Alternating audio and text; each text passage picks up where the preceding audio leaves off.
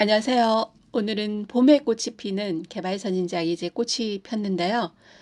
개발선인장을 이제 분갈이하는 시기와 또 삽목하는 시기가 언제가 좋은지에 대해서 얘기를 해볼 거고요.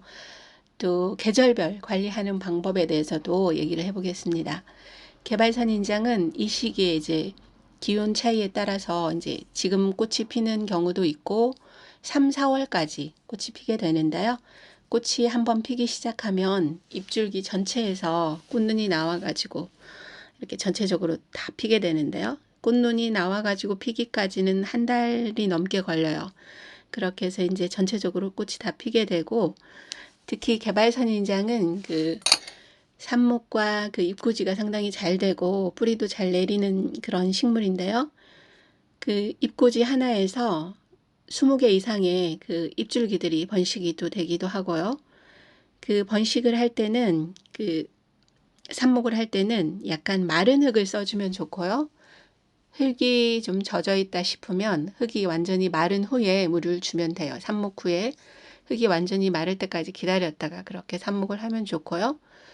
그리고 이제 많이 번식이 된 또 개발선인장 같은 경우는 뿌리에서 그 뿌리를 나눠 가지고 뿌리를 떼어 가지고 그렇게 이제 나눠서 심으면 되고요. 이 개발선인장도 이제 큰 화분에서 나눠서 심은 거거든요. 그래서 이렇게 이제 꽃이 폈고요. 또 계절별 관리는 사계절 그 베란다에서 관리를 하면 되는데요. 베란다에서 겨울에는 5도 이하에서만 그 실내에 들여놓으면 되고요. 나머지 그 온도에서는 그냥 베란다에서 충분히 놔두면 돼요. 그리고 이제 한여름에는 햇볕을 약간 피해서 그늘에 놔두면 좋고요. 한여름에는 또 이제 줄기가 마를 수 있기 때문에요. 개발선인장이나 가재발선인장은 이제 약간의 습기가 있는 곳에서 더 잘 자라요. 너무 건조하게 키우거나 물이 너무 부족한 상태로 이제 오랫동안 지속돼 버리면 잎이 얇아지고 그게 이제 계속해서 마르게 되거든요.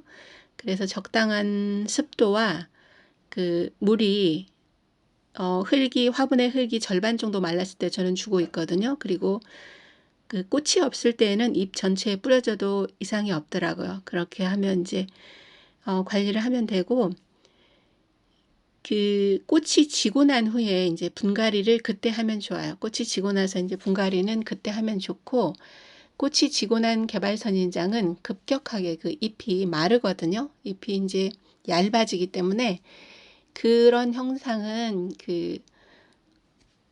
꽃이 지고 나면 자연스러운 그런 현상이기 때문에 그게 또 서서히 또 회복이 돼요. 그래서 그 상태로 그냥 두고 물주기를 흙이 절반 정도 말랐을 때 지속해서 이렇게 주고, 그 봄 같은 경우는 잎줄기에 물을 뿌려줘도 되거든요. 그렇게 하다 보면 잎줄기가 서서히 두꺼워져요. 그리고 이제 영양제를 한번 올려주면 영양 공급과 그리고 물 관리, 그렇게 해서 이제 관리를 하다 보면 그 얇아진 잎줄기가 이제 서서히 또 이제 두꺼워지고 하거든요. 그리고 줄기가 너무 길게 길어놨을 때는 중간에서 한번 잘라가지고 주는 것도 잎이 두꺼워지더라고요.